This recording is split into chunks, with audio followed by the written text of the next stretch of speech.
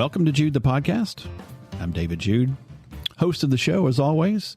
And of course, with me tonight is the lovely Mrs. Jude the Podcast. Stacey, how are you? I'm doing well. I'm excited to hear about tonight. Yeah, that's a great topic for you, isn't it? It is. Yeah, this will be fun. We'll have a good time with it.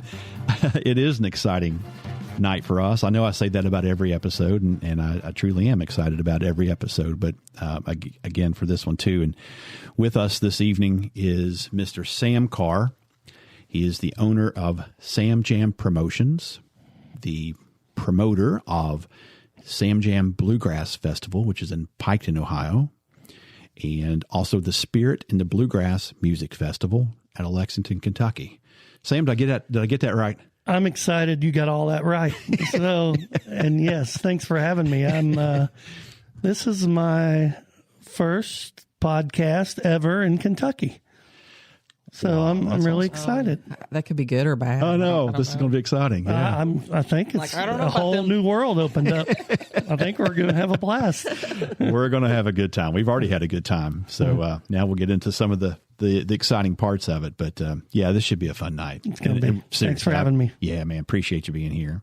So now this Spirit in the Bluegrass Music Festival, it's in Lexington. It's at the Horse Park, and it's coming up, the second week of June or something like that? Yeah, it's always been, it was formerly Festival of the Bluegrass, ran by the Cornets from 1974. I think it started at Masterson Station. They did that a year or so, then moved it to the Horse Park Campground. It was an iconic festival, one of the most iconic throughout the country. Had everybody play there. Yeah. We were talking a little bit about Ricky's old band, Skaggs, and Naturally. And so I can't name everybody's played there, but it kind of died after COVID. And I was in the middle of SamJam up in Piketon, Ohio. And we looked, Rick Green was a partner with me at SamJam Bluegrass. And we said, we can't let this die. I mean, I was at Festival of the Bluegrass when I was 10 years old, 1974, and I didn't miss one ever. Our family went there every year. So, we looked at and said, we can't let this die. So we inquired about it. It's just so happened to come open, and we jumped on it, and very fortunate to keep this thing going. It's about being in the right place at the right time, isn't it? It actually was. And, just everything fell in place. Yeah. Yeah, that's exciting. So we're going to get into more about the festival coming up because I do want to hear about it. And I've got some promoter questions that have always been interesting to me. So we'll get into some of that. But we got to go back and start with that. Sure. The story of you being 10 down here. So as I was reading your story, you're an original RagHead. Oh, yes. Can you tell us more about the RagHeads? Oh, yes. How long you got? How long do I got? No, the RagHeads, man. You have the steel heads. It's a steel drivers. You have the dead heads.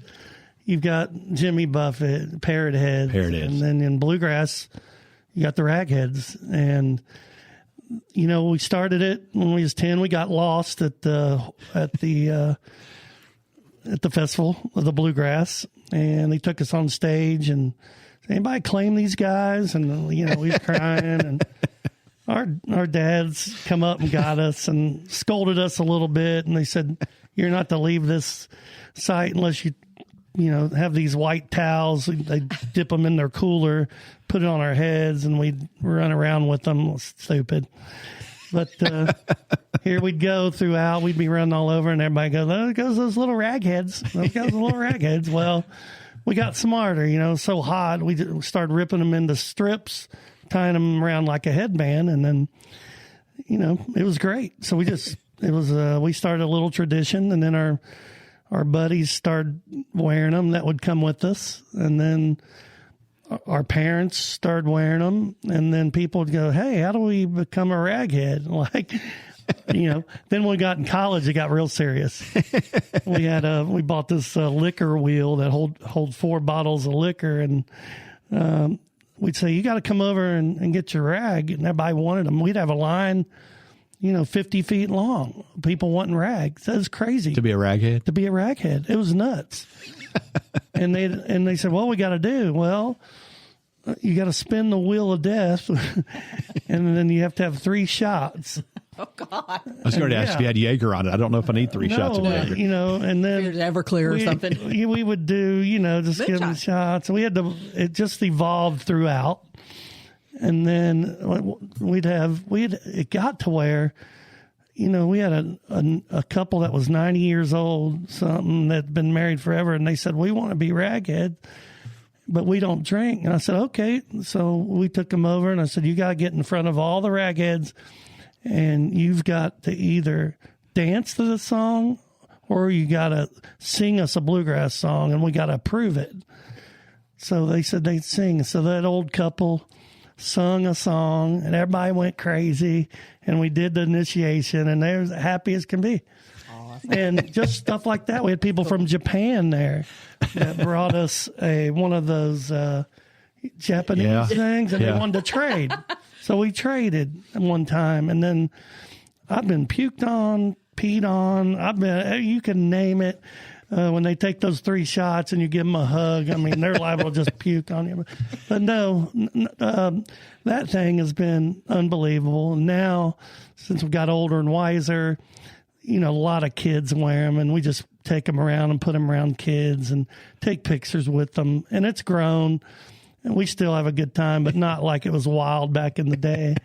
But you'll see a lot of them at the festival. I mean, there's a guy that had a hat, and he had that looked like that towel had been through, and it had been through hell for years. And he said, this is my original rag back in 1986. I'm like, are you kidding me? Of all things. And he said, it's still on my hat. And he said, don't touch it. It's liable to turn to dust. I'm like, okay. I mean, it's just stuff like that. I mean, it's a big deal. It's cool. It's a family. We have T-shirts made every year with the ragheads on them, and they're the first ones to go. And it's just every walk of life is a raghead. We have doctors, lawyers. We got, everybody's in there. And it just draws us all together. And the bands love us because they know we're going to be the loudest. So we're always up by the stage and raising Cain. Yeah. Yeah, it's awesome. I didn't know that the Bluegrass Festival's got that wild. It's not wild. I mean, it's sounds rowdy. It's rowdy. How's that? Rowdy. We'll go with that. Yeah. Not misbehaving, but rowdy. We sell dollar beer at the festival. Garage Beer's our sponsor. And everybody goes, oh, I bet you it's far from it. We got great security. I ran SamJam for 10 years. We've done this for 3 years. And I've kicked one person out. Yeah. In 13 festivals. Yeah. So it's not like that. We don't put up with it. And it's just fun. Yeah, that's what it is. It's fun. So the ragheads are still a thing then? Ragheads are a big thing. Yeah, absolutely. And I wonder what I'm going to look like with this big forehead of mine. I don't know. We got beach towels. You're going to need a really big one for me. No, we'll come. We'll take care of you guys. You got to get your rag now. You got to be a rag. Yeah, absolutely. If I'd have known you even was going to ask me about it, I would have brought a couple, just tied them around you. We go through the initiation and all that stuff. It's fun. Yeah, we got to do that. We need to earn it. Deal. Yeah, okay. We can do that. RagHead Corner, come and see us. Yeah, it all started from just a fatherly thing. It really did. It was an innocent thing. And then one thing led to another, and then our college buddies really took it to another level, and it's just, you can still see them out there today. People travel with them. Bands, the bands love them, and they'll come say, "Hey, we want to be ragged on stage," and then we'll take them up and we'll rag them on stage, and we'll see them down the road somewhere, and they'll have it, and there's a guitar case, the rag. And they love it. It's just a cool thing. I'm almost embarrassed to tell you I've not been to the Bluegrass Festival. It's been on the short list for a long time, and for whatever reason, it hasn't gotten there. So these are fun stories because I just truly had no idea. It is so unique. It's 3 days, but people come starting on Monday and camp all week. And there's communities there. Like we got the Ragheads in one corner. Then you got Booty Bay right next to us. Then you got Wooville. right down there. And then you got another group, and it's communities that's developed out there over the years. And at night, when the bands are over, the party starts. Yeah. You can just bar hop to the RagHeads, Wooville, Booty Bay, and they're picking and cooking and drinking all night and, hanging out. Kids are playing. I mean, it's just unbelievable. It's really unique it's a unique experience. It's cool. Yeah. Yeah.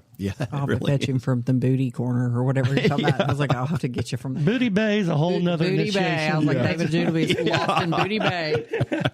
I'll get my rag first, but I'll probably be next door. There you go. Where's Dave? Just check Booty Bay. Yeah, just right go over next there. door. You'll love that. Get all you want right there. Yeah, if it lives up to its name, I'll be next door. I'll love you guys over there, but I'll be next door. That's right. So I was also reading in your story, because my next question is really what got you into bluegrass music. But I was reading on your story, and I'm going to let you tell it. But those trips down to the Holiday Inn North. Yes. Of course, this is from your website, so people can see the story too. But you were seeing some big names at the Holiday Inn North.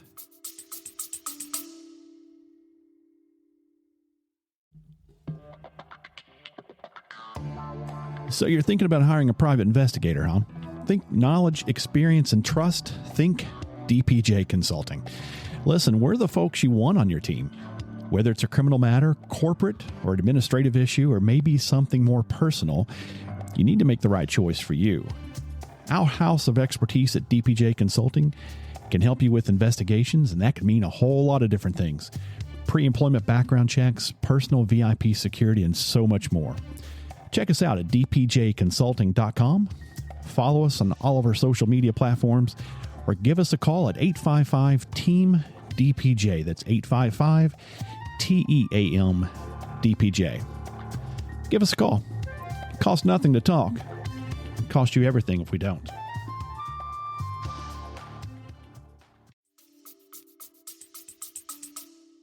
Yes. Well, my dad and his buddy Al Taylor really was, we'd come with them, but we wasn't old enough for a couple of years to get in. Yeah. We did get in because they get to know the barmaids. They were there so much. But, yeah, that's where, Lexington is, of course, J.D. Crowe, a legend here. And Kentucky's just loaded with bluegrass and country artists. And this area, especially the Holiday Inn, back when Tony Rice and J.D. Crowe and Ricky Skaggs and Jerry Douglas, all of them was playing there. I mean, that's one of the best, still to this day, one of the best bands in the world. Yeah. And it was right there, 3 nights a week in the lounge at the Red Slipper. Yeah. And I told you earlier, my parents got divorced because of that lounge. The old Red Slipper. So that's an important lounge. The Red Slipper was important. And, they'd make the trip 3 nights a week from Florence, Kentucky, and they got to know JD, and I got to know JD really well before he died, and we actually did a bourbon bottle together with JD on it. Made 100 of them, and worked with him on that, and then every February we have a bluegrass show indoors at the Clarion North, the old Holiday Inn, called Bluegrass in the Bluegrass, and we've done that now for probably 8-9 years. So every February, it's 2 days indoor at the Clarion, and it's a blast. Yeah. And JD came to that, and we've had Doyle Lawson there, and we've had everybody in bluegrass there. So they love coming there. It's historic. Yeah. We still market the Red Slipper Lounge, home of the old Red Slipper Lounge, and the bands just eat it up. And they was like, oh man, this is cool. So yeah, a lot of history. Back in the day when there was a Holiday Inn, that's what really kick-started probably, my family. Yeah. My father and Al Taylor, and that they were buddies, and then me and Robbie, his son, became buddies, and we're just carrying it on. What made you so attached to bluegrass music? Is it just because you grew up in it, or? I think it was, and it's really a music that you know, my dad and them they went so much, they knew the bands. Yeah. A lot of them. And so they would take us and we'd go on a bus, like we'd go on Russell Moore's bus. And I thought, oh my gosh, you know, he was my idol because he was on stage. Yeah. And I'm like, I think it was just that. And then just listening to it all the time. And it was constantly playing a lot. And we'd go and have the blast at festivals. Yeah. See a lot of friends. And just really got into it, and it's just kind of baked in my soul. I was thinking about that. I'm a fan. I can't say that I'm a huge fan, although I am. But you know, I went down into hard rock and heavy metal and those paths, right? Sure. But when you study it, that's all that music came from bluegrass. All the runs and all the stuff that's in there, straight from the bluegrass days. But it is entirely intertwined. Yep. You know, David Grisman was a big bluegrass. He plays, and of course, he's with the Grateful Dead, and definitely intertwined. And I love, to this day, I listen to yacht rock a lot. Hey, oh yeah, and love old rock and roll and the country, but my go-to is bluegrass. And it's just once it gets in there, man, and people, if you know, once it gets in there, it's over. It's in there, right? So I go back and think about visiting my grandma and my grandparents in Olive Hill, Kentucky. We're from the Ashland area, so right up from Louisa, Lawrence County. We're Country Music Highway is US 23.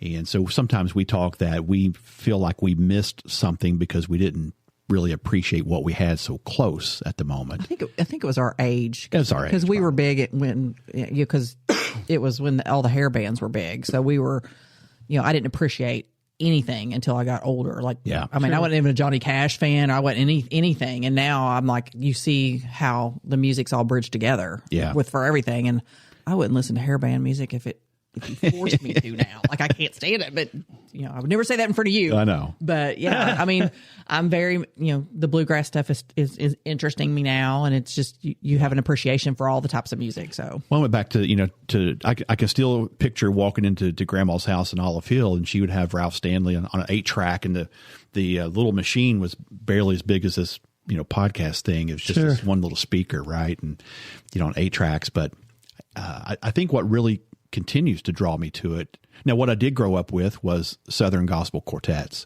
Love it. Oh my gosh. And so just like you were saying, you went to the bluegrass festivals. Well, my mom and dad took me to all the Southern gospel singings, right? All the big names would very similar, right? They just find a local church or a local high school or something. But what gets me to this day is the harmonies. Yes. Oh my gosh. The harmonies of bluegrass. Unbelievable. I don't even know if that's the right word. It's not even strong enough word for that. And there's a lot of gospel music at bluegrass festivals. So most bands do gospel songs. Yeah. 1 or 2, and they'll throw them in, but the harmony is craziness. I can't even put a word to it. It's just, when I hear it, it's unbelievable. So now when I listen to... Is it the frizzen? Is that what they call it when you get chill bumps when you hear a certain chord of music or something? I wish I had a dime for every chill bump I've had. I was going to say, it's your chill bumps coming. So now, now as I go back and look at even some of the old classic country and George Jones and Merle Haggard and some of these guys I really just didn't appreciate growing up. Same. I listened to those songs and I thought, hang on a second, who's singing backup here? Who's the harmony vocalist there? That's unbelievable. It's crazy how much. Is it wiser that you get, or you hear things that you hear things? When I heard Johnny Cash back in the day, I was like, that guy can't sing. When he was singing. Yeah. Now I get chill bumps when I hear it. Yeah. So I was the same way. I hate it because I didn't appreciate him until after. I was starting to get into him right before he passed, and that's when he really wasn't healthy. But you think of that, and you're like, God, like Ralph Stanley, I would have been running from him as a teenager, but now I'm like, oh my gosh, Yeah. Oh, I just love it. So it's that vintage voices. Yeah. And as great as his is, I'm going to go right back to the harmonies. As great as Dr. Ralph is, he's got the high harmonies behind him that it just magnifies that sound. It's unbelievable.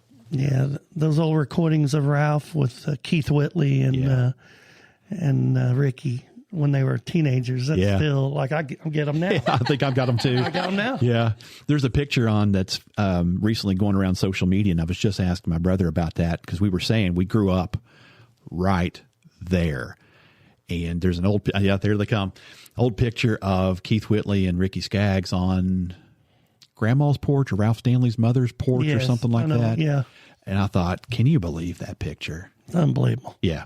It's just amazing, isn't it? It's awesome. Yeah, it really is. But you do feel like you missed out. Like I look back on that and I'm like, we missed out. We just didn't appreciate it because of our age or, hooligan teenagers or whatever. Yeah, that's right. That's right. Well, it feels like bluegrass is making a surge again. It feels like there's this, pendulum swing, right? And it feels like there's this surge coming. Do you agree with that?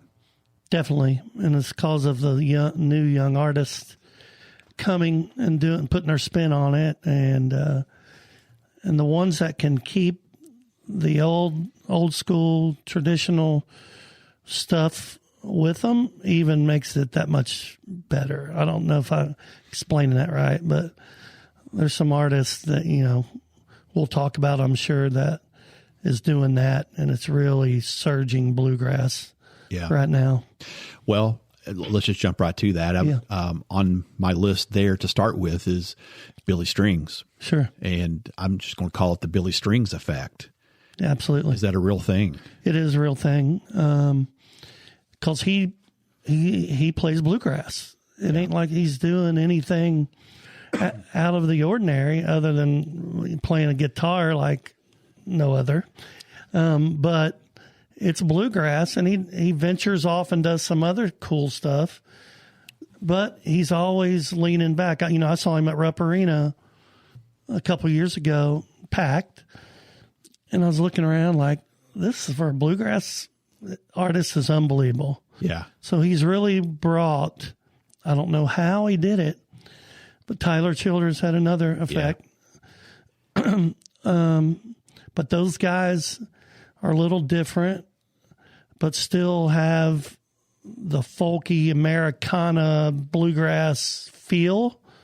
I guess that's drawing other fans into bluegrass. I mean, there's bluegrass and then there's Americana. Right. But when that starts to mix together, you get both sets of fans and more interest. And I think that's what the Billy Strings effect has done. Is bring a little bit of Americana with Tyler Childers and Billy, and even Oliver Anthony that you're going to ask me about, I think. But, just those songs that hit home with a guy and a guitar, I think that gets your attention. And then when you start listening to those artists on Spotify or Pandora or whatever, it brings you in some other artists similar, which could be bluegrass, and then people hear that, and then your audience grows, right? You following me? Oh, yeah. Because I truly believe that, the Billy effect is bringing younger and more fans to bluegrass. I wish I'd have went to Rupp Arena, and I don't know why I didn't. I'll hit it next time. And you know what I love about you complain because somehow we missed the tickets. You're like, I didn't get them, and then you sulked for literally a week. Yeah, and he does back-to-back shows now. It's a different set every time, and I almost wish he wouldn't in a way because there's certain songs we all want to hear. Right. But to the point of the conversation is, well, there's a whole second night. Oh yeah, completely different. Every song is different and equally as good. And equally as good. I mean, it's nuts. I think one of the things about Billy Strings that, has brought in this crowd is he has this amazing ability to do cover songs. And it's not bluegrass cover songs. I mean, he does plenty of those too, right? Yes. But he'll, like the one specifically I'm thinking about is The Wreck of the Edmund Fitzgerald, one of your favorite songs. Mm-hmm. That's unbelievable. Unbelievable. And so he just breaks out into this 12-minute version of this, completely classic song. And to me, that just resonates. But it may be another song. I mean, he's doing Black Sabbath. He's doing whatever. He can go to Larry Sparks to Black Sabbath. If you can do that, then you're pretty damn you're doing okay. Special, you know? and make people like it. I mean, it's just unbelievable what he's done. And you got some traditionalists, old, really traditional folks that don't care for Billy. Right. And I get that. They want to hear Ralph Stanley and Larry Sparks and the old stuff. And I love it too. But man, I'm intrigued with a lot of the new also. And I think it's fun, and I love seeing the young kids out there, college age kids coming and having fun. And we got a lot of that at the horse park. You know, it seems like specific to Billy is that he brings this raw edge, which maybe the traditionalists don't appreciate, but it's that connectivity to youth and new generations of people coming in that he's got this rock star persona. He does. But it's completely bluegrass, and it's just it's a pretty cool thing. Yeah, we run into that some. The Festival of the Bluegrass was really traditional. They did have a Lonesome River Band, which was considered progressive a little bit, and Russell Moore and Ralph Stanley throughout the years. So, you know, when I did SamJam, loved it. So, but I also loved the progressive part. So I started mixing a little of it, and I've started to introduce that at Lexington. And I had a little blowback from the two old ladies sitting over here, and I said, "There's drums on stage." I'm like, "Well, drums is acoustic. I mean, it's just like beating on my bass when I'm playing it. Yeah. You know, it's acoustic." Well, there's no drums in bluegrass. I said, well, Osborne Brothers had them. J.D. Crowe had them on recording. Really? And I was like, yeah, you got to listen to the records. Yeah. But I said, listen, this is a true story. A couple of years ago, I had the Goodwin Brothers. They're local. Yeah. And they're very progressive. They had drums. And those two old ladies, they come up and said, we're not going to listen to this. And I'm like, you listen. If you don't like it, I'll give your money back for the whole festival, and you can still stay. How's that? And she goes, you do that? And I said, absolutely, I'll do it. So they stayed. I went back behind the stage. I was sitting there in the corner, and they were rocking it, man. And I looked over there, and those two ladies were up, dancing their ass off, dancing. And I went right in between them, and I was like, told you. Do I owe you any money? No, get out of here. We don't talk to you. They'll be catching drumsticks and whatever else. They were dancing, the drums were playing. But, I get that, and I respect it. But I like to introduce new stuff, too. Yeah. But, and lean back on the traditional side. This is a bluegrass festival, no doubt. But I'm going to throw some stuff in there for the younger ones late at night. And if you don't like it, you can go back to your campsite. That's right. And we'll party to it. Yeah, we'll be in Bootyville. We'll be in Booty Bay. Booty Bay. Yeah. Well, I got the first part you have right. To her. Booty Bay.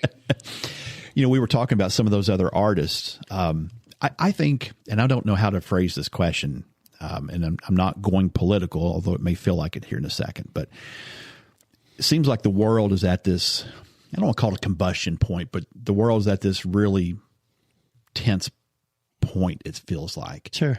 And artists like Oliver Anthony and Tyler Childers and some of the others there are writing lyrics that just are so impactful to people that when you hear it, you're like, that's my life. And you're saying the same thing. Stacy's saying the same thing, and everybody else is saying the same thing. And I don't know if Americana is the right word, but they fit into that thing. And suddenly it's not about these big, cool riffs that people are doing. It's that lyric. It's raw. It's the lyrics. Yeah. Just the raw lyrics. Yeah. That's right. They found something there. And, Oliver Anthony again made millions on one song out in the woods. And it was railing against the government and the taxing people and a lot of things that people were feeling. And they related to that so much, they just went crazy over it and played it all the time. And one thing led to another, and good for him. Yeah. But you're right. It's music has done that. You think about it, rock and roll back in the day did the same thing. it's always, music's political. Yeah. It has been for years, 70s and 80s. You had people, you had Woodstock, right? Yeah. Yeah. And that was an anti-government thing. Right. And some of it anyway. And then I don't think anything's, I don't want to say, I don't think they're trying to be anti-government. I just think they're being more representing the people. How's that? Yeah. I don't want anybody to think that, but I think they're relating to people, how people feel these days, and I think it's good. And music's a release, and they can enjoy the music and feel that way, and people's on both sides. And I'm sure we have Republicans, Democrats, and independents at our festival, and I love them all. Yeah, no doubt. Absolutely. No love them doubt. all. Well, I think you said it best. I mean, it's not anti-government at all. It's a connection to the people. Right. And and it just feels like society feels a certain way, and they're just finding this way to connect to it. Agreed. Yeah. Agreed. Seems like we went through a phase where, and maybe this is just me, but the riff or the music was the draw. Lyrics were kind of secondary. Mm-hmm. And suddenly it feels like that has really switched into the lyrics of the primary thing. Music's great too. That's because all you ever listen to is the music. He'll tell me, we laughed, he'll pick out like our song or whatever. And yeah. Like, did you ever listen to lyrics? He's like, I wouldn't know what they sing at all. And I just listen to music. I could probably sing them, but I really wasn't listening to them. I was like, you're serious. So like, to me, I hear the lyrics. And so even Bluegrass, when you're talking about when it started, I mean, yeah, it's about what their life was like. And so it's just found it's more modern. I mean, it's just applies differently now. So I agree. I think it's always had a political riff to rock and roll and bluegrass and country. Merle Haggard was as there you go. Country as you get. Don't wave my flag. Don't desecrate that. Yeah, that's right. And all that's cool. Those are fighting words or there's whatever. Something for everybody. Yeah, fight inside of me. Yeah, that's it. But that's why music's so awesome, because everybody can get something out of it. That's right. That's right. If it doesn't connect to you, I mean, there's a bunch of songs that if it doesn't draw emotions out of you, I just feel like you have to be dead to not experience that. It's so powerful. Music is just, to me, one of the most powerful things that exists. I would know. I really wouldn't know. Thinking about, we've said it before. I've really said, how can you go to a party and not listen to music? I've been to some parties that there's no music, and I'm like, the hell? Did you stay long? I was like, I got a phone call. I got to go. You got to go. But feeling a little hitting ill. music, don't it make everything? Like, we went fishing. We went fishing down Lake Cumberland. We had our little Bluetooth thing going, music constant. I mean, music just makes everything great, right? Make the strappers bite. We caught some big ones. I'll show you some pictures. It's April. I'm dying to go. Yeah, they're hitting topwater right now. It's another podcast. Yeah, that's right. That's another one we're going to need to do. That'll be your and my podcast. Okay. Like, he's not a big fisherman. Oh, yeah. Okay. Yeah. I love to eat it, but I just never go.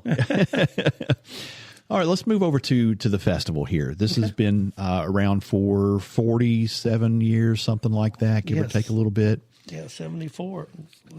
74, whatever that is. Yeah, whatever that is. We had our 50th, 2024, so this would be 50.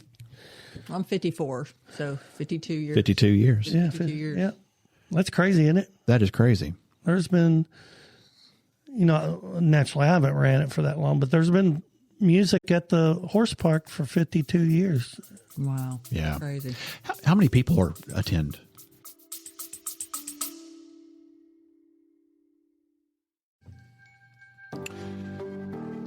We are so glad to have Ugly Tent as a sponsor to the show.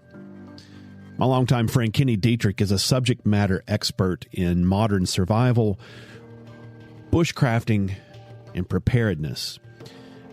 As he challenges us on the show, be prepared for the disaster most likely to happen to you. But let me tell you, Ugly Tent is so much more than just disaster preparedness. You need to check out the website at uglytent.com. That's UGLYTENT.com for a complete list of their products, their classes, and all the services that Kenny offers. There's a lot that I think you'll find interesting at uglytent.com. Again, just a neat place to go. So whether it's for camping, maybe it's a hike, maybe it's just trying to be in the outdoors for a little bit, uglytent.com is filled with the products and the services that you want. Not to mention you have a true expert as a resource for you.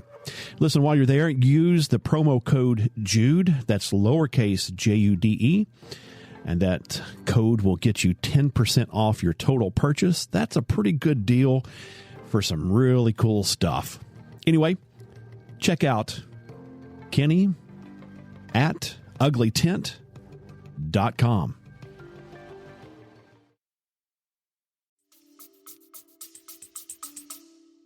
I'd say we have throughout the gates, throughout the weekend, probably 3,000 people come and go. Yeah. Our campground's full. There's 300-something campsites. I don't have a campsite right now. And that's not even counting the primitive, and that's got a lot. But there's people drive in every day, lots of them. And Saturday night last year, we about ran out of room, so we're moving setup. But it's like you're the promoter. How do you not have a campsite? I have one. Okay. Oh, okay. But I'm saying I have none. What do you mean? I have none to rent right now. I got you. I'm thinking, I'm like, okay, we got to get a tent so we can go and stay. Yeah, no, I've got one. Wait a minute. But, and we have cancellations and so forth, but now I got a waiting list. But if anybody wants to come, I'll get them a spot. I mean, there's spots come open, and then we have a alternate electric out in the field. I mean, if you want to come on. We'll get you a spot. Yeah. You can stay at Booty Bay or RagHead. That's right. I'll have the golf cart running around. I don't know where he'll be. It's all good. We'll never leave if you go. I'll be on the property somewhere. I'm not going anywhere. You just have to find me. We'll have to look for the fluorescent RagHead. Yeah, that's right. The tile lamp on me. That's a good idea. So let's talk about some of these guests that you have. Sure. Now, this is 3 days of music. Is that right? That is correct. Yeah. Music starts during the day and goes all day long? Or Yeah, we typically, it's kind of 3.5 days. Wednesday night, our campground's full by Wednesday night. Anticipation of the stage 1 o'clock on Thursday. So the main stage starts at 1 o'clock every day, Thursday, Friday, and Saturday. Now, Wednesday night, we have a great sponsor, a great music place called The Burl. Yeah. Oh, yeah. They're a great partner of ours. And we do a kickoff party at The Burl on Wednesday night. So we'll have a band there on Wednesday, and we shuttle people from the campground over to The Burl so they can, drink or whatever. So we do that Wednesday night. So the Burl is at the horse park? The Burl set up as a sponsor, Burl is or downtown in the distillery district? Yeah. So you're taking them down So we're to the taking them actual down there. place. Okay, Yeah. gotcha. Yeah. Sorry, I was confused. No, I'm sorry. But yeah, we shuttle them down there to the Burl to get people in there that's never been there. Yeah. And that helps them. And then we do that and have a kickoff party Wednesday night. And then Thursday we start the main stage with the bands. We go on Thursday, Friday, and Saturday. We go from 1 o'clock to 4 o'clock bands. Then we have a 2-hour supper break from 4 to 6. And then I'll let you know what goes on 4 to 6 here in a minute. Then we start back at 6 and go to about whenever, 10:30, 11. Sometimes it's 12. It's whatever the bands are feeling. And if the crowd's into it, they'll keep playing. But that's usually a typical day. From 4 to 6, we have a beer garden there that Garage Beer is a major sponsor. And we sell $1 Garage Beers the whole festival. $1 cans. Whole entire festival. Yeah. It's crazy. Wow. Yeah. So Close your mouth, Dave. the beer garden has $1 beers. We have moonshine slushies, which there's a line there. Oh, dear. And then we got a new bourbon sponsor this year called Fresh Bourbon out of downtown Lexington. Okay. They're going to be set up doing bourbon cocktails. So all that's under the beer garden. And so we bring in either a band or a guy with a guitar between 4 and 6 in their beer garden. So we have music all day, basically. Some people want to go back and cook out because that campground's so beautiful. Yeah. We do a 2-hour supper break just to allow them to go back, relax, and then come back. And the night sessions are great. I like full of energy. But some people don't want to stop, and they go to the beer garden and wait. and they'll go get concessions and dollar beers, and they sit there and listen to music and keep on. Yeah. You know, so it's something for everybody. Kids go to the pool or whatever and playground, and people's riding around on their golf carts. People are jamming. Central Bank is sponsoring a jamming tent this year, which will go on, at supper break. And after the festival's over during the day, people will go over to the jamming tent, and there'll be hundreds there jamming with their own instruments and stuff. So that's going to be cool. So there's like an open mic type of thing. Yeah, it's just a tent, big tent out in the field, and you pull up on your golf cart and get your guitar, mandolin in it, and just jump in.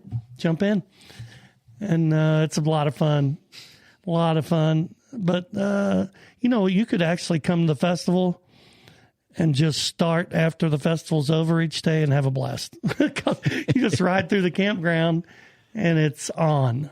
I mean, it is on all throughout.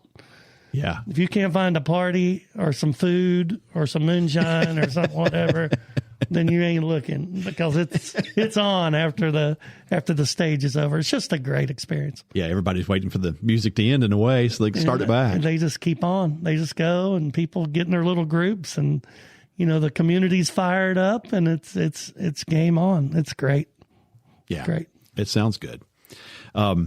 Where was I going to go with that question? So, I was going to ask you about we were talking about some of the Americana and some of the bluegrass parts of it. And as we move into the festival, I was going to ask if you've seen an uptick in people starting to play and starting to do those things, but it probably is always that way. I have seen it lately with the young kids. Yeah. There's kids playing guitar, mandolin, banjo out there that I could barely tie my shoes at their age, and they are wearing it out. Like, they're wearing the instruments out at 4 and 5, 6 years old. Yeah. It's unbelievable. And that just tells me that this music's alive and well. And Billy String's effect, whether you want to call it that or not, right, is driving younger kids. Man, it's just so cool. We have a jamming class out there too, every day. So you can come, and the guys run it, and it starts at, I think it goes from like 9 to 11 every morning, and you can pay, and they'll teach you just the chords, simple chords, where you can get in a jam session later and just practice those chords. It's actually teaching you how to jam. Yeah. Short term. And that's been a great addition. I think if I saw a 4 or 6 year old jamming and tearing it up, I'd put my guitar back in the case. It's crazy. Put it back in the truck. It's crazy. But yeah, it's they'll be in there. They'll be right in that jam. They'll stay up all night right with the adults, and they'll play every song. It's just really cool to see. Yeah. Love it. Have you ran into any issues? I know, was it Railbird? They were talking about like the first year or something like that. There was a lot of hoo-ha and things didn't work out. Have you had any issues like that? We have not had any. We were pretty prepared with SamJam running it so long. Mm-hmm. It's an IBMA, International Bluegrass Music Association. We won an award with SamJam for Best Festival in 2016. Really proud of that. And we had a pretty good grip on what we were trying to accomplish. And I had been to that festival so many years. I knew what I wanted it to be. I wanted to get it back. It was dying. Okay. The crowds at the end were not good.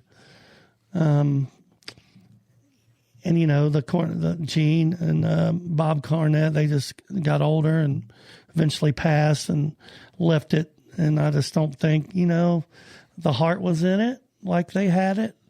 Not that they did bad. It just lost a little of their feel for it. And they just, they were younger and had kids. That's hard to do. So they just kind of let it go. And I jumped on it, and I knew what I wanted it to be. I've seen it in its heyday. And SamJam was very successful at the time. So we had a pretty good idea about secure. People want to be safe first. That was our first thing. We always do.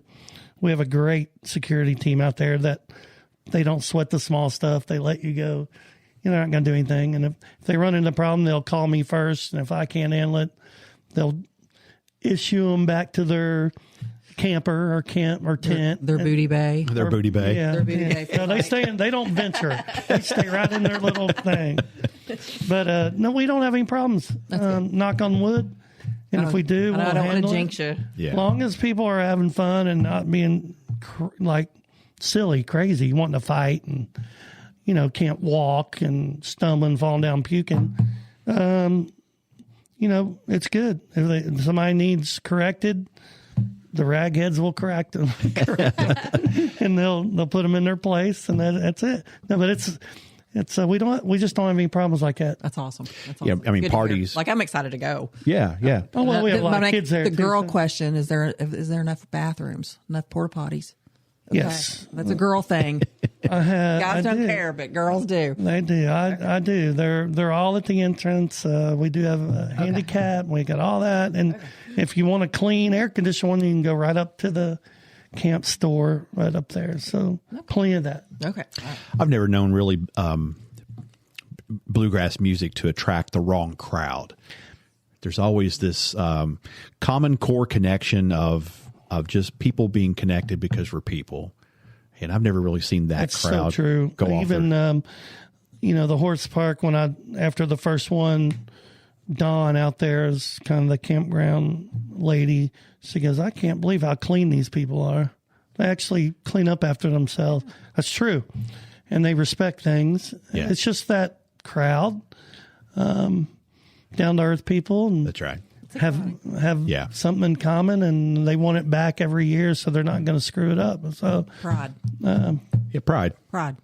You're exactly Gets back right. to the music and the lyrics that we're talking That's about. exactly right. Yeah. So I know you're excited about every act that's on the bill. Every act. Yeah. I'm going to try to press you just a little bit here to say, as you go down through this lineup, is there somebody in here that just gets you excited to say that I'm glad they're here? I can't wait for them to be here. You gotta plug his website too, so people can see all this lineup. Sure. So the website is spiritinthebluegrass.com. One word or altogether, spiritinthebluegrass.com. You'll find everything you want to know about the festival. And of course, we'll have links to this in our show notes, etc. But schedule, tickets, all that good stuff. Partners. Yes. Spirit and Blues. And we have some great sponsors. This is not, I'll just go ahead and tell you this. No way this is possible. Not even an inkling of a thought if it weren't for our sponsors. And our sponsors are listed, and, you just can't do this. They're listed on our website. And without them, this don't happen. that's right. And so, I'm here, I'm looking for a car spot, like an automobile play. I'm looking for, banks help me. I'm looking for a real estate agent. I'm just looking for something that we can give back to. Our advertising is great. We got 3 platforms on Facebook, Instagram, Twitter. We got every outlet you can think of. At the festival, we have a big, huge LED screen that we put all our information, all our sponsors on. And usually when we get a sponsor, we keep them. So that tells me they're getting their money's worth.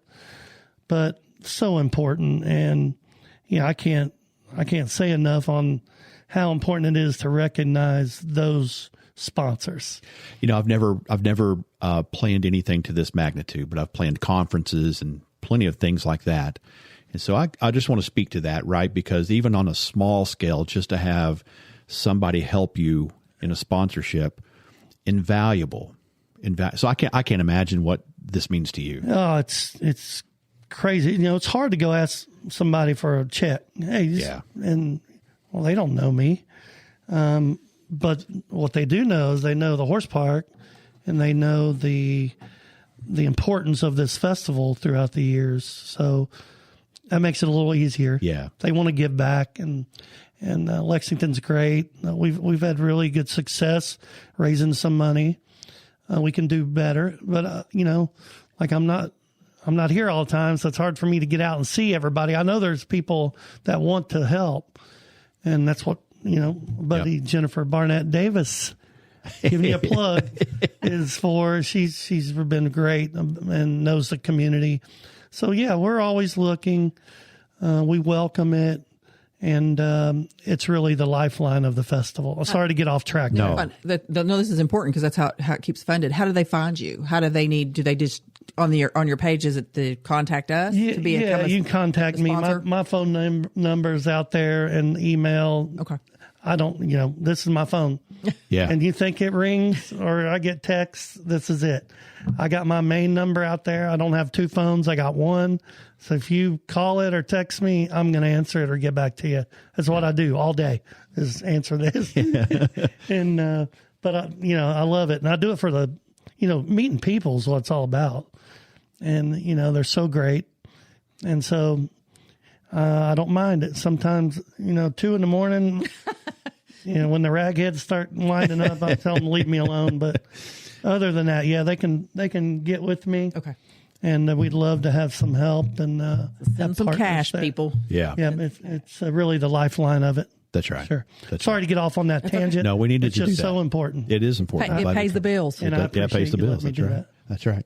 So it's a nice stall technique to get you to the trying to put you on the spot here to say there's got to be an act in this. I know you love them all, but somebody in there is either new to the festival or brings a different perspective to the music, etc. There's a new one, and I haven't had them yet, so I'm going to have to shout them out. Shadowgrass. They're closing Saturday night after the Still Drivers. So you know they got to have some juice if they're going to close after the Still Drivers. The Still Drivers are insane. I mean, they're insane. They'll pack that place. But Shadowgrass is it's a young band. I believe they're from North Carolina, and they're more in the Billy Strings type mountain grass, Americana / bluegrass, jam grass. They're everything. A little bit different feel, it sounds like. Yeah. It's a little bit different, but they will tear the damn roof off that stage. They've got a guitar player that you just have to look him. You got to look up Shadowgrass and watch this guy. I mean, it's look, there they are again. There they are again. You just got to watch the energy this crowd, this they bring to the crowd, and the crowd gives them back. Really looking forward to see how they do in this setting. It's a little progressive for this, but they're bluegrass, but they will tear the damn roof off. The Still Drivers and Shadowgrass right back to back on Saturday night is really, I mean, that's a ticket. That's a concert. And you add that on top of 3 days, the value of this ticket's $175 for all weekend is nuts. Yeah. I mean, it's crazy. Yeah. It's good I'm music. paying that to watch Dwight Yoakam, who's 70 years old Sunday. I'm serious. One band. But I think that's what got my attention, is looking at it. These are long sets. I mean, they're hour-long set. I mean, they're hour and a half. They were playing an hour and a half. Those are long sets. Long sets. Trey Hensley's Grammy Award winner. Yeah, I know the name. Haven't had him. He's a Grammy winner. He's playing early that day. Haven't had him yet, and he's maybe the best guitar picker in the world right now. A lot of Appalachian Roadshow. It's just, there's no bad ones. There's a tribute to Mountain Heart, which is a band back in the day that played the old festival that everybody, some people loved, some people didn't, but they'll love them now because a lot of young people. Newfound Road. Yeah. Authentic Unlimited is Doyle Lawson's old band that went on their own after Doyle retired. You talking about harmonies? I think they won Vocal Group of the Year in IBMA this year. Their harmonies are you need to go just sit and watch those guys. Yeah. My gosh. Poor Randall Boy. On and on. Sister Sadie's Grammy nominated group on Thursday night. Really, you're going to love this. Tidal Wave Road is a band from Kentucky. They won our band contest at SamJam. I sent them to Pinecastle Records as an award, and Pinecastle ended up signing them. So they're killing it right now. Well, these guys are awesome. They're closing after Sister Sadie on Thursday night, and they got such a unique sound. I asked them, I said, do you think you could do some classic rock and like turn it into bluegrass and do bluegrass classic rock? And they said, yeah, I think we can do that. So they're doing a tribute to Grassic Rock. I saw that, yeah. All that got my attention. And it's like, oh. It's ZZ Top. They're doing Sharp Dressed Man and all these classic rock songs, and they can do it. I saw them do it. I had them up in Covington with the Steel Drivers in April or in March, and they did that, and it was killer. So to me, that would appeal to me because then I at least know the lyrics and can see how they changed it. Yeah, and then it gets it's amazing touch of music. It's amazing. It's a good combo. These guys are on the rise. Dave Atkins. I mean, I could tell you something about every one of them, but I won't. But I liked some festivals, and it's just the way they are. They have some bands early that we, as ragheads, we didn't care if we saw them or not. We'd hang at the site. I like to try to get bands that you can't go to your campsite. You don't want to miss these bands. And I want it to be all day. So it's a little bit more budget, but I love it. I don't think there's a band on here that you can leave and say, I'm going to go, I don't want to see this band. I'm going to the campsite and hang out. Because I didn't like that when I was a fan. It's like, we'll miss the first three bands and then we'll go up and see the Seldom Seen or whatever. I think we try to make every single slot, something. Yeah. And it's been successful for us, and that's what we try to do. Well, I mean, at this point, you have a formula, for lack of a better term. Yes. And the formula is working. It is. And I think one of the things that I want to come back to what you said, and this could be me, right, where I don't have an in-depth knowledge of these bands like the genre that I always listen to, right? But what you said is so critical for people to hear, that these are Grammy winners. Oh, yeah. Grammy-nominated people. I mean, this isn't, Dave and Stacy sitting around the campfire on stage. This is the real deal. This is the talent of the industry. It is at this show, this festival. I think this is one of the best lineups in the country at any festival. Now, we're not as big as Delfest. They have 4 stages. Well, I got 1, so I don't have as many bands. But multiple Grammy Award winners, multiple Grammy nominees on this. And not to mention Spigma Awards. I would say every band on here, other than the new ones, have won awards at some outlet or another. Poor Ramblin' Boys, Newfound Roads, Legend, Volume 5. Right on down the list is a list of the best bluegrass in the country, no doubt. One of the things that, and I still talk about it to anybody that will listen, is what I've enjoyed about bluegrass music, and my brother and I have had limitless conversations about this, is they walk among us, right? And that's the interesting part, is you may go to your grocery store or something like that, and it's just a dude picking up some milk, or a lady pushing a shopping cart. But if you knew who they were, they're these artists. These are Grammy Award winners. To me, that's unbelievable. That's what makes bluegrass so cool. You can they're approachable. When they're done with their set, they will go out in the audience where we have their table set up to sell their merch, and they'll just go out and hang out with the fans. They don't have somebody go sell it for them. They go. Yeah. And that's cool. Yeah. And then numerous people will come up and say, hey, can I go back and get a picture with the steel drivers? A young girl or something, because they got Tammy's the fiddle player, and young girls love them, and everybody loves them. And I'll take them right backstage, and they'll take time, and they'll stop what they're doing. They'll take a picture. They'll hug them. They'll sign anything. That really is a draw. If you've never been to a Bluegrass Festival, you could go and have the best. If you hated bluegrass, you could go to a festival and have the best time of your life.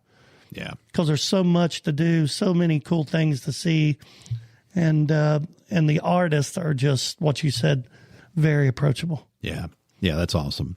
Well, as a promoter, then can you talk a little bit about your process for how do you build a show like this? I mean, so I'll share this with you. Secret sauce. Well, yeah, I don't want your secret sauce, but I'll share this with, I don't even know if Stacy knows this, but growing up, I used to, I'm very envious of you being a promoter. I used to draw stages and, oh my gosh, if I could have, these bands come in, this is what the stage would look like. And I love that. I love that concept of the logistics and the planning of it. Can you talk a little bit, how do you put together a festival show with this type of talent? Well, it's a process. When I first started SamJam, I was doing it in my backyard with 20 people. And then Rick Green was my original partner that helped me start SamJam. And he approached me one day and said, I keep hearing about this SamJam, and it's a private party. But he said, I love the name. Would you consider doing something up in Ohio, like a big festival? I said, well, I don't know what I'm doing. And so I went up and looked at the fairgrounds, a huge fairground. And I said, yeah, it's great. I don't know. And he said, well, give us a budget and I'll take it to the fair board and we'll see what we can do. So I went home. I had fun. I said, okay. I went home, and all my favorite bands I put down and how much I thought they'd cost. So I knew how much they cost, or I'd find out. You all have seen my lineup. It was everybody in Bluegrass, Allison Krauss. So I gave him a budget, and it was like humongous, because every little thing I'd write down, party tent, stage, sound, and I would look it up, and every little thing. And the budget was phenomenal, like stupid. And I was just like, here you go. It's your dream list. It was like a dream thing. And I laughed when I ended it to him. He called me 3 days later. He said, yeah, I think they're going to do it. And I'm like, oh, shit. I'm sorry. No, you can say it. That's a no shit moment. It was. Yeah. And I'm like, now what am I going to do? Yeah. I mean, seriously, it was like that. And I was like, I said, okay, tell them it's going to take us 2 years to have it. We're not going to do it next year. 2 years of planning. And we planned it for 2 years. I mean, we started from scratch. We didn't neither one know what we was doing. I've been to enough of them, but there's so much to it. So growing up in Bluegrass, I had a lot of help of people that ran festivals. And I would call them and say, hey, they'd all say, don't do it, but we'll help you. So, we planned that first one for 2 years, the best thing we ever done. Gave us plenty of time to raise some money, find out what size stage we need. I mean, I didn't know that. I didn't know what size stage. My brain kept going to the waivers. I'm like, oh, God. Oh, yeah. Oh, my Lord. Like when Jill would have to do that waivers for people. Like, yeah. Whew. Yeah. Well, then we got the first contract, and it was like, we need only blue M&Ms. Mm-hmm. I'm like, what the hell is I was going to ask you about the riders. Oh, my God. The riders. That's what I said. I said waivers. That's the funniest thing ever. I've always heard it's just so that they make sure that you read the contract. That's what I've heard. But I can see somebody losing it because Bluegrass is a little different. Anyway, we planned it. And luckily, I knew a lot of the bands already. I knew Russell Moore, who was a friend, Doyle Lawson. I knew all the big bands because of going and meeting them, and the Grascals. Jamie Johnson's a personal friend. I knew all these people from hanging out, and they helped me a lot. So, yeah, it's crazy. Yeah. And so booked them, and I was like, what's these riders? Like, why do you need sparkling water? I'm not buying that. And they'd say, oh, you can cross all that out. So usually in bluegrass, the bluegrass riders usually are for like theater shows in the winter. Like if it's only them, you usually, when you run a bluegrass festival, you say, listen, I'm just doing bluegrass hospitality. There's going to be food backstage, water, beer, liquor. Well, we do that. A lot of festivals don't provide beer and liquor, but we do. Yeah. Whatever. But we do a good job, but it's not like certain color M&Ms and, fruit tray. We'll have a fruit tray or something. Sure. It's just so many weird things. I just cross it all out and say, listen, it's a bluegrass festival. I'm going to have the same for everybody. And when you're paying them, they'll say, okay, we can live with that. Well, they're probably down to earth too. Yeah. They're just down to earth people. They are. And usually that rider is for a stadium show, like a one-off, like it's them and that's it. And then you got motel rooms and all that. It was a learning process. I'm still learning. But I do know now there's a plan. You got to have infrastructure and you got to have plenty of room. People's got to be safe. You got to have that in place first.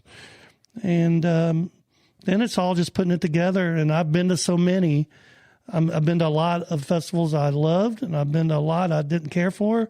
And I think I just took the ones I loved, and especially Lexington, the way the Cornets ran it, and added to that what I thought. And I've just been lucky. Really? Yeah. So do you stay stressed the whole weekend? Like pretty much. Or do you get to enjoy it at all? No, I'm pretty stressed. Oh. I'm pretty stressed. When it's over, you can breathe. Well, you always have something. You get pulled a lot of different ways. But I've got a great team of help. The front gate is, everything runs through the front gate. So that's my daughters and my girlfriend, all that they take care of all that. That's less stress. I have camping. Somebody takes care of that. Megan takes care of all that. And I have, Bob and Rita.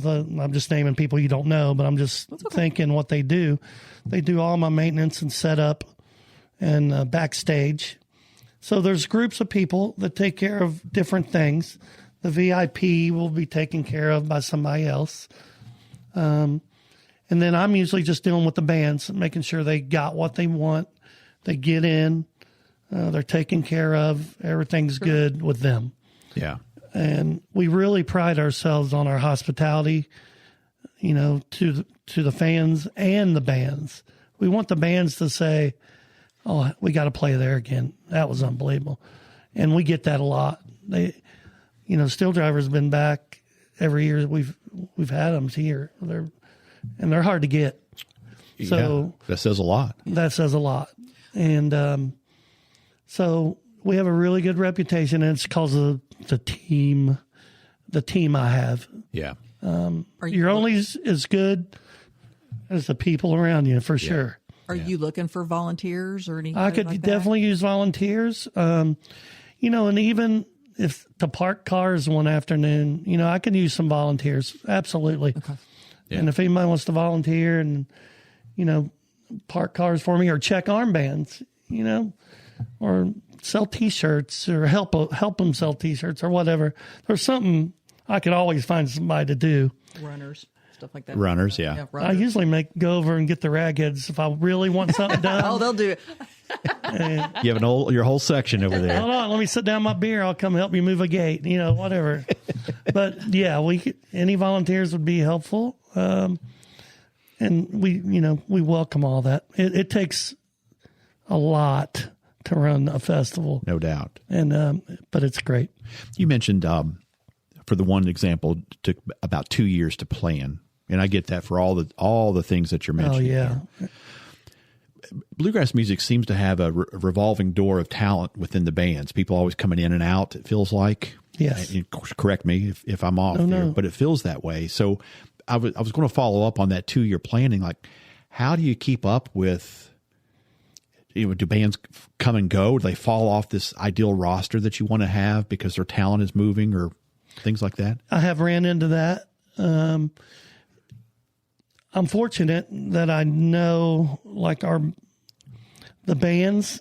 I don't just look through a directory and say, I'm going to get this band. I go watch them. I talk to them. I have to like their sound. They got to have a great energy on stage or I don't book them. I'd almost rather them have more energy than more talent on stage, because if you can get the crowd involved, you've got them, whether they're great musicians or not. One example is the Creekers. The Creekers have gone, they were playing, my festival for a couple of years, and now they're opening for Eric Church out in Oklahoma or something. They absolutely got the crowd involved, and the crowd just didn't want to ever let them leave the stage. So I think it's huge. These bands I'm getting all have a great rapport. So if they make a change, which some of them do, a lot of them do, usually I know the one that's going. Now, the big bands, they'll replace that person with somebody as good or better. Yeah. That's how they make their living. Yeah, that's right. They don't do anything else but play music.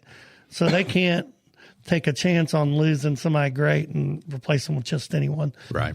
But I watch that, and there's been about 4 or 5 occasions I say, hey, you lost that guy. What are we going to do here? And they might say, well, I get it, but people move on. He's doing his own band. So we'll negotiate that. Yeah. And make it work. And if it's somebody that's going to really affect it, I have say, listen, get that fixed. I'll have you next year and I'll replace that man. Maybe next year. Because it's so important that people look at that lineup and go, wow. But if it's not exactly like they see it, then you lose a little bit of credibility. Right. Yeah. So it is a thing, and there is a turnover, but usually there's so many talented people, and I watch it closely. I do. Well, you have to. So it's your brand. It is, and it's worked out. It's worked out really good. Yeah. What a great teaching point for anyone who listens to this that may play music, right? Local bar bands, whatever the genre. It's not so much about playing the song exactly right. It's that ability to connect to the crowd. 100%. Yeah. 100%. If you don't think you're great at singing, or you can just, play rhythm on the guitar, if you can connect somehow emotionally with that crowd, it don't matter. It don't matter. That's so important. It helps if you can wear it out. But if you can't, and you have a great, I'd rather have someone have a great personality and play rhythm than somebody that's boring as hell and never smile and sit there and play the hell of the guitar. I'd rather have the other guy. Yeah. And I think most people would. Maybe other artists wouldn't. They love the artistry. Right. But when you play music to be entertained, you want to be entertained. Yeah. And our crowd, SamJam crowd and Spirit and the Bluegrass, and I've been to a lot of festivals, is the liveliest give back to the band crowd in bluegrass. And I don't know if it's because of the RagHeads or the atmosphere, the bands I put on stage. We have the best, and you can ask, bands say you have the best crowd I've ever played for. You have the best crowds I've ever played for. And they play all over the country. They just love our energy. And people standing, not sitting. And some, go to some bluegrass festivals, some lady might be knitting and listening. Yeah. And they's like, that's the worst crowd we've ever played for. Somebody's reading a book or somebody's doing this. I'm Stubborn head. Yeah. Well, we pride ourselves on entertaining. To me, that speaks to you. That speaks to your artistry, right? Whether you play or whether you don't play, or whatever it is, you've decided to put your passion and artistry into promoting and creating this for the fans. So I'm just throwing it back out, and I don't expect a response from that. But to me, that's just a testament to you and to your efforts. I'm excited to go. Like, I'm excited. Like, I want to go. And bluegrass is not my main focus. I mean, I only know a few artists, but I'm excited to go. The bands I have are more progressive. It's not the old timey Ralph Stanley. Some of them are, because I love that and I want the bass to be that. But we have a great mix. Yeah. And it kind of builds up to the late night, the late night on because we're going to be rocking late. And during the day, we're going to have poor Ramblin' Boys that are awesome, and they do the old style stuff, and it's just really good looking. Yeah, there they are. Yeah. So when you mentioned the cost to get in, is that all for all 3 days, or is there individual like I've never bought the tickets or there is. If you go to ticketing on there, there's stuff for every day. Oh, okay. Every day they got individual rates. You got for all weekends $175. I mean, that's. Can you come and go? You can come and go. Okay. You'll get a wristband. You can come and go. if I have to work my half day on Friday, then can I get back there? If I had some of that moonshine in that beer garden, I might be. Well, if you don't get any moonshine at Lexington, you're at the wrong place. You're at the wrong place. You better call me. But no, you go to ticketing. It's got every day broke down by the day, VIP. The VIP is cool. We have actually bring in another stage with roof and everything. We sit it right over to the right. We have high top tables under there. We have dollar beers under there. You got perfect sight to the thing. You're covered. If it's hot, you're in the shade. If it's wet, you're under the roof. And we have the complimentary snacks in there. It's cool. Yeah. And that place rocks. So VIPs are really. I feel terrible because I have so many questions. But like, so if you got your tickets, that's your tickets. Mm-hmm.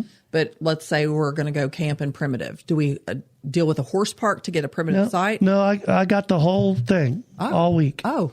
So you deal with me on camping and tickets. Okay, cool. Yeah. Oh, yeah, easy enough. One-stop shopping. Yeah, that's super easy. Yeah. Okay, cool. Now, the only thing is on the main campground, if you want the package on the main campground, like the blacktop spots, they run Wednesday to Sunday. That's me.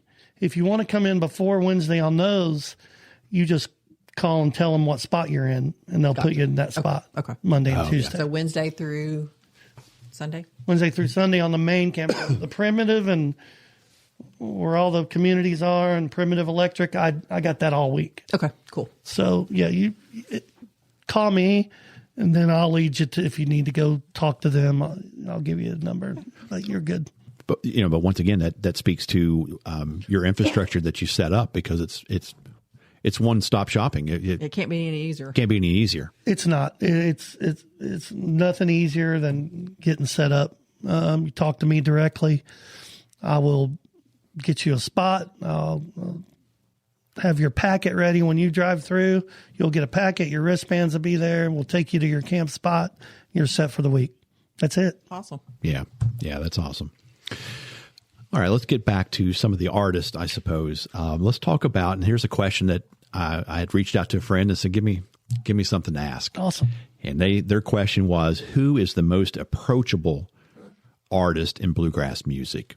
For example, who's that big name that you can easily make a connection or send somebody to mentor?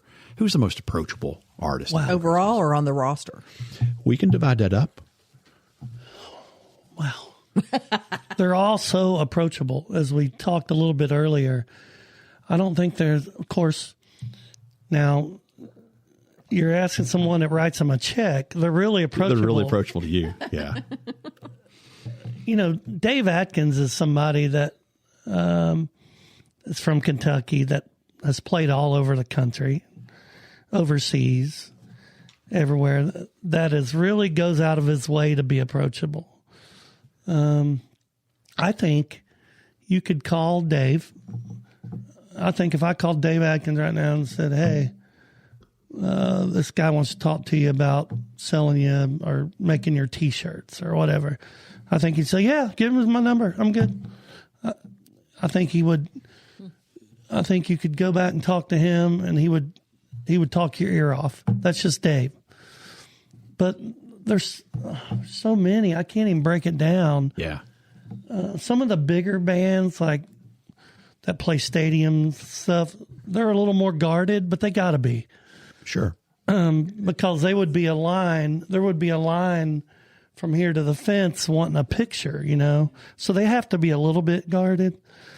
But for the most part in bluegrass, I just can't think of anyone, maybe other than Ricky Skaggs. that is and he's a big artist, but and I'm not saying he was great. I had him at SamJam. He was great, but he's just so many people want a piece of him. Yeah. That he's not very. He kind of hides after, and I'd probably be the same way. I don't know. I don't blame him. No, I don't blame him a bit. But a lot of those bands that are, I think, the more popular are, and they got to get on the road a lot of times after they play. Not very accessible because they got to get out of there. Yeah. But I'd say 90% of them, you could come find me and say, hey, I want to meet that guy, and I could take you right backstage, and they'd talk your ear off. Yeah. I mean, there's not one more approachable than the other. I think it's such a different setup with bluegrass, and I think it's what makes me attracted to the music is their accessibility. Yeah. Well, and once again, it seems like everything we're talking about connects to something previously that we talked about. Sure. Right. Yeah. And the one of the attractive things to me about this music is, again, they walk among us. Oh, yeah, definitely. Which is why they're so approachable, because they're your neighbor. They're the person at the store buying milk. They're getting gas for their lawnmower. They're you and I. They just have this insane gift to be able to play this music. And a lot of the bands, world-class levels. A lot of the bands,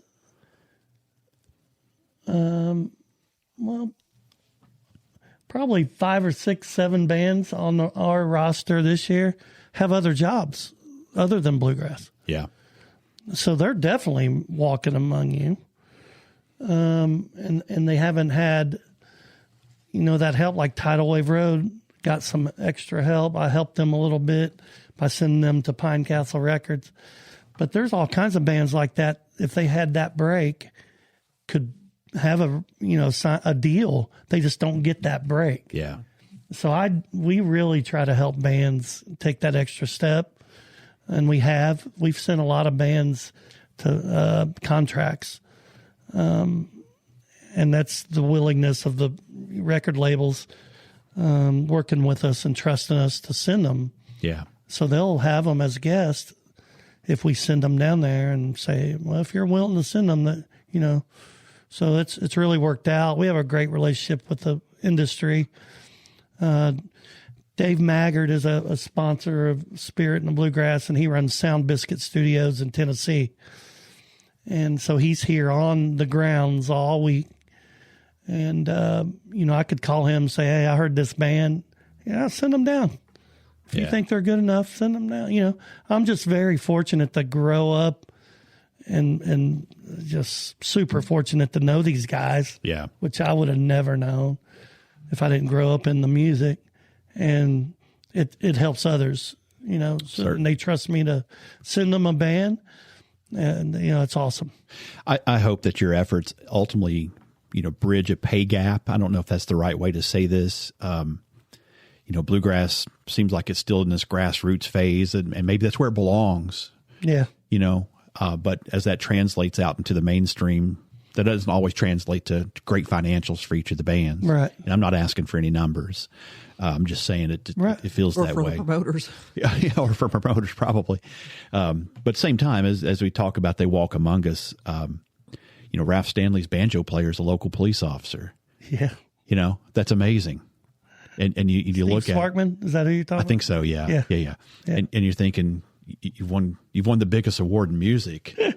What are you doing? Yeah. And it's he's still playing. He's playing with a band local, I think.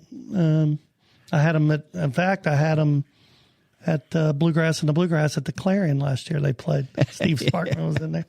Nice. Yeah. It's crazy, man. Yeah. And everybody, they're just good people. Bluegrass, Americana, and roots music, all people that get it. Yeah. I think they just get it. You know what I mean? That's a good way to say it. It's awesome. Let's play rapid fire. Oh, I've got great. I see the enthusiasm emitting off. Now, I'm going to play with you, but I did have the advantage of writing the questions, and so I went on and did my answers. Okay. But I've got some rapid fire questions here for you. I'm ready. See what you come up with. Okay. All right, here we go. Best bluegrass guitar, Martin, Gibson, Collings, or something else? Martin. Yes. Yeah, that's what I put that there too. Why do you say that? You answer that pretty fast. I didn't expect you to answer that fast. Well, they were a sponsor for a long time. Yeah, attaboy. Let's get them back. No, just the old history of the Martin guitar. Yeah. Probably so many iconic artists in the day played Martin, and that's what I'm think back to. Like the old D28 Martin is like a staple for old iconic guitar pickers. So that's an easy one for me. Yeah. As I sigh between the upright bass and now the Martin guitar, I'm like, oh, I got an upright bass. I can get you. Yeah, she knows the budget's about to be blown. Yeah. It's okay. I got my greenhouse. It's all good. That's right. All right. Next question. Current king or queen of bluegrass music. Who would you give that title to? Current today? king? Yeah. Right Or now? queen. Or queen, if that applies. Queen, you got to go with Rhonda Vincent. She's a self-proclaimed queen. I would probably tend to say Alison Krauss would be my generation queen. She's Alison Krauss. Voices of Angels. But she's not she is doing bluegrass again, but she went with Robert Plant there for a while, so that might eliminate her from being the queen. Rhonda Vincent's still killing it out there, and she's called the queen of bluegrass. So one of those two. If I had to give it to one, I'd give it to Rhonda because she's never strayed from bluegrass. Yeah. So Rhonda Vincent would be the queen for me. Is there a king, or are you going to put Rhonda as the top? King, that's a king. Right, it would have been Ralph Stanley probably for years. Yeah, and years. Jimmy Martin they called him the king at one time. Ralph. I'd say because he's still playing and his longevity in the music, I'd put Larry Sparks there. Interesting. So I went with Ricky Skaggs or Dale McCurry. Yes. Dale McCurry's definitely right there. Yeah. Ricky, you're not going to get away with that because someone in the room. I'm just not a fan. Not a big fan, but I'm sure he's very well deserved. deserved. Very Dale well McCurry's well deserved. Larry Sparks is like myth, man, legend. He's still playing, and I don't know. Any of those, it would be great. Yeah, I mean, right. I don't think you can go wrong with that. Now, I think Dale, you could have me there because Dale's more nationwide. Larry's more, in this area, east of the Mississippi. Larry don't get, he don't go to those big monster Merle Fest like Dale does. So you might have me there. And Ricky. To me, like in this area, probably Larry for me. Yeah. All right, these get tougher as we go. That was tough. Yeah. All right. Yours, speaking to you personally, right? Your favorite bluegrass song of all time? Probably, gosh, there's so many. If I go out and play, probably Carolyn the Teenage Queen by Lonesome River Band. Yeah, I want to go back and listen to that. Yeah. Better write it down. Yeah. What's yours? Let me write this down, or I'll Carolyn the Teenage Queen. That was right in the heyday of me going to every festival that I could go to every summer, and Lonesome River Band having Ronnie Bowman that just passed away, Sammy Sheeler. One of the best bands, influential bands ever was the Lonesome River Band with that group, Tim Austin, Ronnie Bowman, Dan Dominski. Yeah. That was the band of all bands, and that was one of their songs that I still play the hell out of. So probably throughout the years, if I had one that's really just hard driving, great harmonies, Carolyn the Teenage Queen. Yeah. I just read a story on Dan the other day. I'm speaking like I know him. I don't know him, right? But I guess they were talking about "Oh Brother, Where Art Thou" and coming up with the tune, and they were struggling to get that song out. And evidently they weren't using him to help create the song. Right. And somebody gave him the guitars, like, can you do something with this? And, he just, it just, oozes out of him. And suddenly you got this, like, that's it. Isn't that crazy? Yeah, that's it. And it's this anthem that's, whatever it is, 25, 30 years old at this particular point. I just helped with the Bonded Spirit Bluegrass Festival in Covington. And we had, Tidal Wave Road did the Grassic Rock, and we had Bourbon Revival. Dan Dominski, I had Dan down there, and Steel Drivers. Man, that was a day. Yeah. But Dan's cool, great dude. He was doing some street busking or whatever. He's so laid back. He just walks around with a cigar in his mouth and drinks bourbon, and absolutely wonderful. Great entertainer. Again, down to earth. Yeah. So I need to answer that for mine. So favorite bluegrass song of all time for me, I put "Rank Stranger." Okay. And then I put "Pretty Polly." Of course, all the bluegrass gospel I could listen to on repeat. Well, Pretty Polly is probably, I mean, everybody in bluegrass knows Pretty Polly. Yeah, yeah. Ralph Stanley version or any. There's a specific part of it that made me put it there. Is that I guess on the maybe the last verse they hold out that one note. Yeah. Right. And when they play it live, it's just this extended version of. That's killer. Classic. It's right. It's just killer. And then who was he singing with, the female that he was singing with that? Oh, shoot. Was it Patty Loveless? That's it. I was Patty gonna say Loveless. Patty. Yeah. Yeah. She hits that note. Oh, look. Yeah. Yeah. Oh, you don't get much better than that. No, I don't get much better than that. Oh, yeah. So I put both of those on my. Are you that much older than me? See, I'm getting like Lonesome River Band back in the 90s, and that goes way back to. I'm just kidding. We are old. Yeah. No, you're not. No, you're not. Well, no, I mean, that's a classic. I say you got me beat on that one again. I'm just thinking me though. Well, that's what this is for, right? So you need to listen to Carolyn Teenage Queen. I'll have it downloaded before you get to the house, before you get to the hotel. I'll have it that downloaded. Sucker up. All right, in the same vein as the songs, but a little different approach to it. The anthem of bluegrass music.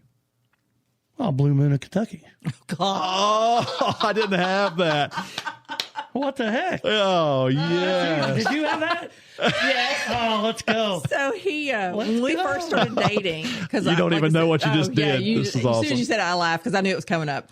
So I did not, when we first met, it was in '88. Yeah. And of course, hair bands were a big deal. I can't believe I didn't think of that. I was not a Ricky Skaggs fan, like I said. It was, we're from Ashland, so the Judds were big and, all that stuff. So I don't know what made you do it, but I would be pissed about something, and he just all said, "Blue Moon of Kentucky," and he'd start singing. I was like, I hate that song, and it's always been a joke with us for all these years. 36 years. Yeah. If I'm mad and he needs to distract my attention and get me laughing, he'll just belt it right out. As soon as you said it, I was like, oh my gosh, that's awesome. Yeah, I can't believe I didn't think of that. I mean, do I play it? No. It's definitely an anthem. I think it's definitely an anthem. Well, there's the people that wouldn't even know bluegrass. If they heard that song, they'd be like, oh, that's bluegrass. They would know. Yeah. It's true. That's right. It's true. You hear it a lot. Lot of different versions. Well, sure. People will play it and make it their own, which is cool. But yeah, it's still played a lot. Yeah. It's everybody up flat-footing. It really does. Flat-footing. They start out really slow, then they crank it up, and everybody gets up and starts dancing. Oh my gosh, yeah. Okay, cool. Yeah, that's fun. So there's Eric Church does something neat. Every town he goes in, he plays some local music to that state or whatever. So I've downloaded Blue Moon of Kentucky from him when he was at the Yum Center. So it's pretty cool. Yeah. So for mine, I put for the anthem of bluegrass music, again, I chose two here for you, but Foggy Mountain Breakdown. Oh, yeah. And then Rocky Top. So in the football world, that's hard. But I thought, I don't know. Well, that the Osborne brothers are from Kentucky that sung that. And yeah, I could see that.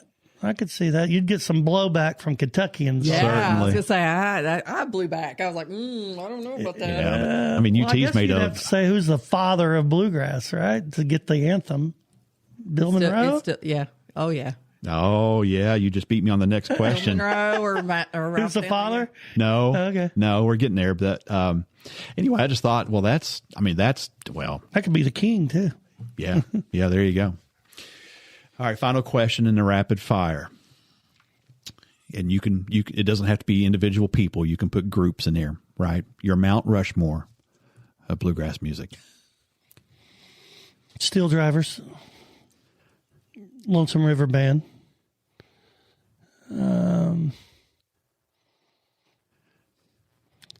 I'd say Del McCurry Band. One more. Yeah. Ralph Stanley or the Stanley Brothers. Ralph Stanley and Clinch Mountain Boys are the Stanley Brothers. Yeah. I'd probably go with those four. That shocks me. You went more modern than I expected you to. Yeah. Who would you say? So I put Ralph Stanley, and I didn't think about the Stanley Brothers, but I put Ralph Stanley. Yeah, either one. Put the Osborne Brothers. Flat and Scruggs. Flat and could definitely be there. Yeah. And then I did Tony Rice. I struggled to find the fourth one, but I put Tony Rice in there. He's probably my all-time favorite artist, Tony Rice is. I consider him no, I could look at Tony up there. But he was with JD so long, and part of that band. JD Cronin New South is another one. My gosh, whew, that might have been one of the best bands of all time.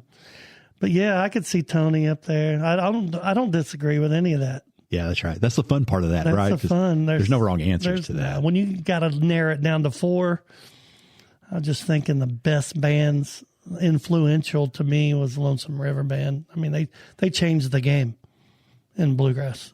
Yeah. That went from traditional to progressive really quick, and they were the change.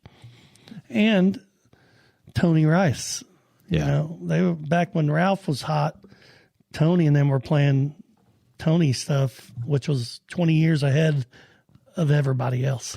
That's why I put him on there. I tried to I struggled to think of who else to put on there, but I thought, and I'm not a player like that, right? Just make sure that give him the proper respect and do. Sure, me neither. But you think of somebody that has completely influenced and changed the game. He has to have a nod. Did. Yeah. Lester and Earl. Yeah. Earl definitely changed the game in banjo. That's right. But yeah, you're on it, man. Okay. As long as I'm hanging in there with you. That you don't know what you're talking about. All right. Well, as the eye roll. Yeah, there it comes. So we'll get back to the now tying into the festival coming up as we start to wind down here. Okay. Advice for first timers. So we've gotten excited to sit here talking to you. I'm excited to go. Yeah, we've never been to any music festival. You're going to absolutely love it. So what's your advice? Jennifer's pictures after they went. So I didn't know about it, but I don't follow a bunch of bluegrass and stuff. I was like, see her pictures when she had attended. I'm like, I would have loved to have gone to that. And so now I'm excited when she brought you up that I was like, okay, we can get on the front end of it and actually go and experience it all. It's so fun. First timers advice. Yep. Don't be shy. They'll eat you alive. No. Bring a chair, bring a great attitude, and take it all in. If it's not just the stage area, not just the bands that make this festival, it's everything else that goes on in the campground and outside the stage area that really makes it an event, not a music festival. It makes it an event. Is just driving around or walking through the campground and talking. I mean, we had people from 22 states here last year represented. Seems like just fellowship. Yeah, that's like crazy. Just hanging out. And you can just walk around. People will invite you over to eat. They'll invite you over for a drink. They'll give you a ride on their golf carts. They'll treat you like they've known you for 20 years. So bring a chair, expect a blast, and get in there and mingle. That's what I would advise. So what I'm hearing from you is commit to the festival, not just going to see a band to go home. If you think you're just coming to see bands, there's so much more than that. If you come once, you'll come again. I firmly believe that. If you ever come once, you'll be back because there's just so much to enjoy at that festival. Yeah. All right. So it's June 10th through the 13th at the Kentucky Horse Park in Lexington, Kentucky. It's the Spirit in the Bluegrass Music Festival. And the website for that is spiritinthebluegrass.com. And that's one-stop shopping to get us to tickets to anything you need to be there. You can follow me on Facebook at Sammy Karr, Karr.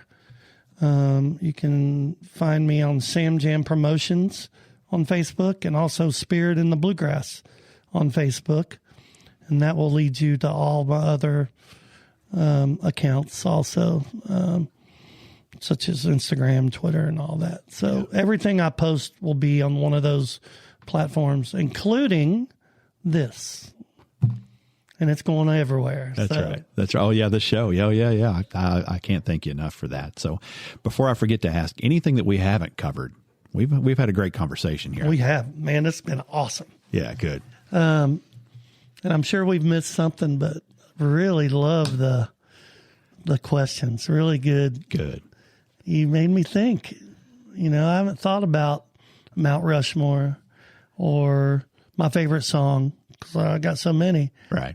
Of all time. Not my favorite. You didn't ask me my favorite band right now. Well, throw it in. I'm not going to say it. The Steel Driver is my favorite band. Everybody knows that. Yeah. And I absolutely I listen to them every day of my life, and they're great. But I also listen to my Spotify playlist, and it's got everybody on there. But that's right. I just love their vibe. I love, what they do. And, of course, that's Chris Stapleton's old band. Yeah. But they haven't missed a beat. I think they just get better and better. They're crazy how great they are. Do you know where you can see the Steel Drivers coming up soon? I do know. Spirit in the Bluegrass Festival. Spirit in the Bluegrass. So you're right. You're right. I was like, how is he really going to make me plug somewhere else? Like, are you serious? Like, I got to cut him off really quick because you do know their schedule. Yes, I do know their schedule. I was thinking I live in Indiana now, and they're playing up there in Brown County right by me. I was like, how's he know they're going to be up there? Come on now, I'm trying to promote your festival. You got it, man. Way ahead of me. All right, we'll have links to everything that Sam just said. We'll try to fill up our show notes with as much of the links as we can, but we'll have at least enough to get you where you can get to everything else that's there for the show. Awesome. Looking for sponsors, volunteers as well. Yeah, sponsors, volunteers, attendees. Yeah, I'll sell them get tickets. Your butt there. You need a camping spot? Call me. I'll find you something. I think we're gonna have to go out of tent. Yeah, I see us happening. I see us getting an RV by then, but yeah, you never know. If you need an RV, I've got 3 or 4 outlets of people that rent them, and we'll set them up for you and take them down. I've also got that. Actually, you can just call me and I'll set you up. I'll get you in there. It's a date, man. We'll probably see you. Oh, I can't wait here for in a you few to weeks. Experience it. Yeah.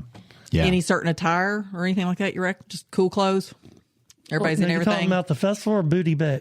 I don't know. Yeah. That might be an off the conversation after this is over. I don't know. Do I need beads? Yeah, should we bring beads? Is there beads or is there something more than the beads, rags? There's beads, there's rock beads, there's RagHeads, rags. It's its own little world out there. Well, that's what we're fun day. Yeah, That's right. It's a That's right. fun day. That is true. All right, man. I appreciate you being here. I can't thank you enough for taking time out on a weekend evening to come spend it with us. My pleasure. Thank you so much. And I hope this is the beginning of something we can do right on. That's right. That's right.